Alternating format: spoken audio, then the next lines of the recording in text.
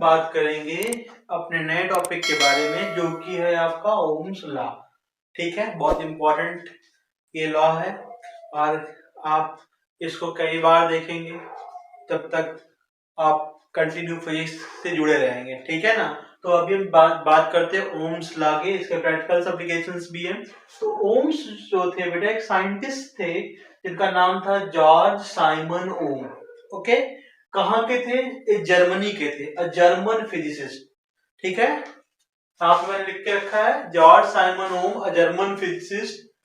इन 1827 इन्होंने क्या किया था? इस ईयर में studied the relationship between potential difference and current.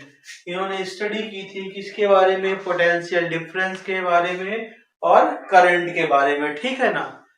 Study करने का मतलब क्या है? इन्होंने क्या किया था? रिलेशनशिप स्टैब्लिश किया था किसके बीच? पोटेंशियल डिफरेंस V और करंट यानी कि I के बीच में, और वही बाद में जाके क्या बन गया हमारा? Ohm's law.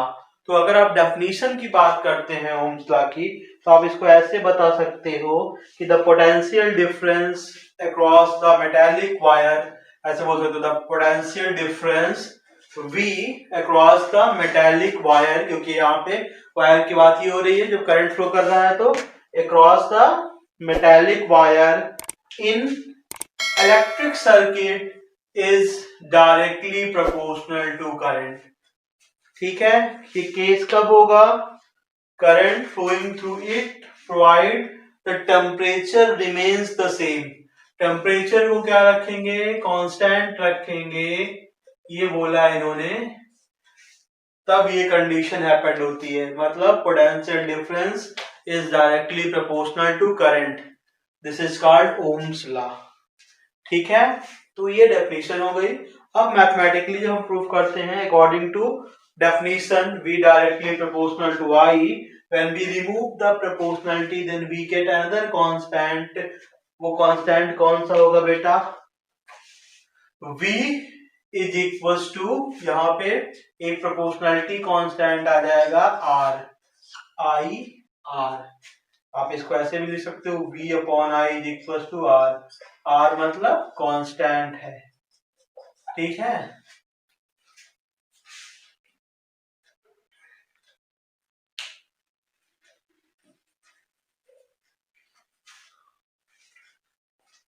ये रहा हमारा इक्वेशन। इस पे हम न्यूमेरिकल्स वगैरह सॉल्व करेंगे। एक चीज और कभी कभार आपसे पूछ लेता है कि V और I के बीच में जब ग्राफ प्लॉट करते हैं तो वो कैसा होता है। तो आप ध्यान रखिए, जब भी हम V और पोटेंशियल और करंट के बीच में ग्राफ प्लॉट करेंगे, यहाँ पे आपको स्ट्रेट लाइन मिलेगी। ठीक है ना। आगे हम ग्राफ वाले सेक्शन में देखेंगे इसके बारे में। ठीक है, नेक्स्ट टॉपिक है बेटा हमारा रेजिस्टेंस क्या होता है। तो काफी इंपॉर्टेंट होने वाला है टॉपिक आपका, रेजिस्टेंस क्या होता है। अच्छा, एक चीज और, अभी हम लोग थोड़ा सा इसमें दो चीजें और बात करेंगे। कंडक्टर, इसके बेस पे दो टाइप के किए गए थे। मतलब ओम्स लॉ के बेस पे कंडक्टर को दो कैटेगरी में बांटा गया था, एक ओमिक कंडक्टर, दूसरा नॉन ओमिक कंडक्टर। तो उसको देख लेते हैं, फिर हम लोग चलेंगे रेजिस्टेंस पे। ठीक है, तो बेटा ओमिक कंडक्टर क्या होता है? ऑब्वियस सी बात है, ओम्स ने क्या कहा था कि ये टेम्परेचर को कांस्टेंट रखना है, और जब करंट आप फ्लो कर रहे होते हैं तो वो करंट जो होता है वो पोटेंशियल के डायरेक्टली प्रोपोर्शनल होता है। यही ओम्स लॉ था। तो ये वाली कंडीशन को जो सेटिस्फाई करता है उसको बोलते हैं ओमिक कंडक्टर, और इस कंडीशन को जो सेटिस्फाई नहीं करता है उसको बोलते हैं नॉन ओमिक कंडक्टर। ठीक है, ये रहा हमारा ओमिक कंडक्टर। कभी आ सकता है, पूछ सकता है आपसे कि ओमिक कंडक्टर क्या होता है। आप बता सकते हो the conductor which obey the Ohm's law, which obeys the Ohm's law. Ohm's law क्या है? V directly proportional to I at the constant temperature. ठीक है ना।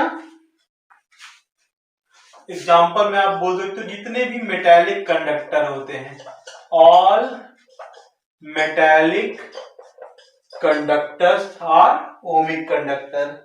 ठीक है ना, क्योंकि उन्होंने बताया ही था कि when the potential difference is directly proportional to the current, अब ये करंट कहां पे होगा, when it is passing through the metallic wire. तो जितनी भी मेटल की बनी हुई चीजें हैं वो सब क्या करती है, ओम्स लॉ को फॉलो करती है, ओबे करती हैं।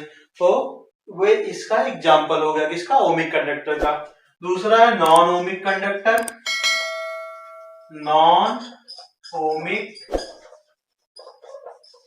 कंडक्टर। तो बेटा नॉन ओमिक कंडक्टर क्या होता है, which does not obey the Ohm's law, does not obey the Ohm's law, यानी कि V directly proportional to I वाली कंडीशन को सेटिस्फाई नहीं करते हैं, ठीक है, उसको नॉन ओमिक बोलते हैं। जैसे आपका एग्जांपल में आप दे सकते हो, फिलामेंट ऑफ बल्ब, डायोड हो गया, ठीक है, ये कुछ चीजें हैं, ठीक है ना, जो नॉन ओमिक कंडक्टर के अंतर्गत आती है, ठीक है ना। अब इसके बाद हम बात करेंगे रेजिस्टेंस की, बहुत इंपॉर्टेंट टॉपिक है रेजिस्टेंस, ठीक है, कि रेजिस्टेंस क्या होता है। रेजिस्टेंस आपको मैंने बताया है कि रेजिस्टेंस जो होता है वो एक ऐसी चीज होती है कि जो कि क्या करती है, चार्ज या करंट को फ्लो होने से रोकती है। आप सबने एक चीज सुनी होगी अपने घरों में, कभी कभार, अब तो केसेस ऐसे नहीं होते, पहले सुना होगा कि घर वाले बोलते थे लाइट कभी कभार हमारे यहाँ स्लो आनी शुरू हो जाती थी, तो हम लोग बोलते थे कि कार्बन आ गया होगा। सुना है, किसी ने शायद ना सुना हो, बाकी 90% लोगों ने सुना हो गया। बट जो वो बोलते थे कार्बन आ गया, एक्चुअली वो रेजिस्टेंस होता था, कोरोजन, जंग लग गई आपके वायर में या कुछ भी हो गया, उसके कारण जितना एक्चुअल करंट आपके पोल से आ रहा है और आपके घर तक आना चाहिए जो, वो नहीं आ पा रहा था, कुछ रुक गया। यानी कि जैसे मान लो यहां से सपोज दैट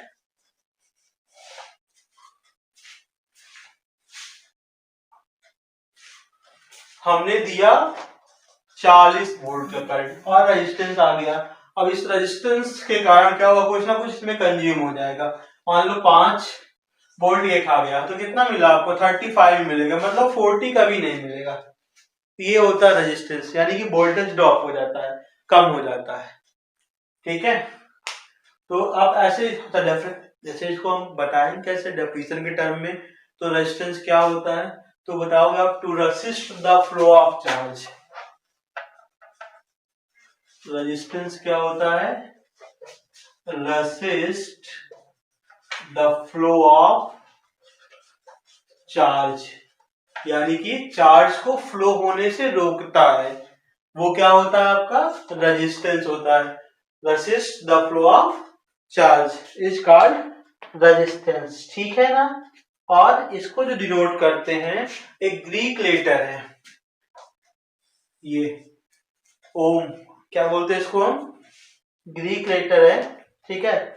इससे ये नहीं, सॉरी रेजिस्टेंस को ये सिंबल ये वाला यूज करते हैं, बाकी जो इसकी यूनिट होती है वो ओम होती है, जिसको हम एक ग्रीक लेटर ये वाला सिंबल है उससे यूज करते हैं, ठीक है ना। थोड़ा सा कंफ्यूजन मैंने आपको बोल दिया था, ये यूनिट है बेटा, ठीक है ना, इसकी यूनिट क्या होती है रेजिस्टेंस की, ओम होती है, ठीक है ना। और ओम को हम एक ग्रीक लेटर इस वाले सिंबल के साथ आप यूज करते हो, ठीक है ना।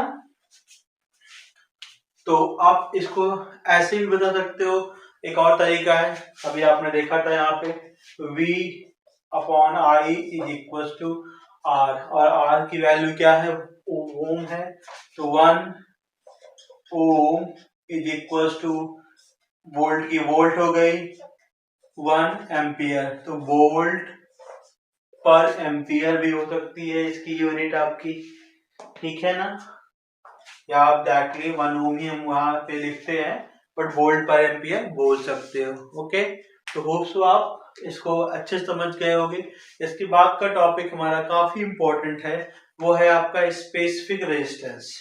बेटा उस वीडियो को हम जो है आपका नेक्स्ट, मतलब जो नेक्स्ट टॉपिक आपका रहेगा अगले वीडियो का, वो रहेगा स्पेसिफिक रेजिस्टेंस, और इम्पोर्टेंट रहेगा, वो नेक्स्ट वीडियो हम लोग देखेंगे। अभी आप इसके न्यूमेरिकल्स को सॉल्व करिएगा। और आपको आई बटन में लिंक दिया हुआ है और आपके डिस्क्रिप्शन में भी लिंक दिया हुआ है न्यूमेरिकल्स का, आप वहां से न्यूमेरिकल देख सकते हैं। बाकी आप खुद भी प्रैक्टिस करिएगा और इनसे रिलेटेड कोई भी क्वेश्चन हो, कोई डाउट हो तो आप उसको कमेंट करके हमको बता सकते हैं, या आप हमारे इंस्टाग्राम या फेसबुक पे जाके आप हमको डायरेक्ट मैसेज भी कर सकते हैं। ठीक है ना, फिजिसिस्ट एसकेएमएफ इंडिया टीवी करके आप सर्च कर लीजिएगा। ठीक है, वहां पे आपको मिल जाएगा। तो किन किन टॉपिक्स या किन किन फॉर्मूले पे न्यूमेरिकल आपको भी जो है सॉल्व करना रहेगा, एक तो आपको पोटेंशियल में सॉल्व कर लीजिएगा, V equal to W by Q पे हमारा हो जाएगा। दूसरा आपका ओम्स लॉ पे सॉल्व कर सकते हैं, V equal to I by R हो गया हमारा। एक और आपका अभी बच रहा है, V equal to I V equal to I R और R equal to V by I. ये तीनों फॉर्मूले को यूज करके आप न्यूमेरिकल सॉल्व करिएगा। कुछ न्यूमेरिकल्स आपको ऊपर आई बटन में दिए हुए हैं, वहां से आप देख सकते हैं, उसको सॉल्व करिएगा। डिस्क्रिप्शन से लिंक है, वहां से जाके निकाल लीजिएगा, उसमें सॉल्व न्यूमेरिकल्स आपको मिल जाएंगे। ठीक है, कोई भी डाउट हो तो कमेंट सेक्शन में बता दीजिएगा। और जिन्होंने वीडियो को सब्सक्राइब नहीं किया है अभी तक, चैनल को सब्सक्राइब नहीं किया, चैनल को सब्सक्राइब कर लेंगे और वीडियो को और भी बच्चों तक आप पहुंचाइएगा। Okay, thank you so much for watching it बेटा।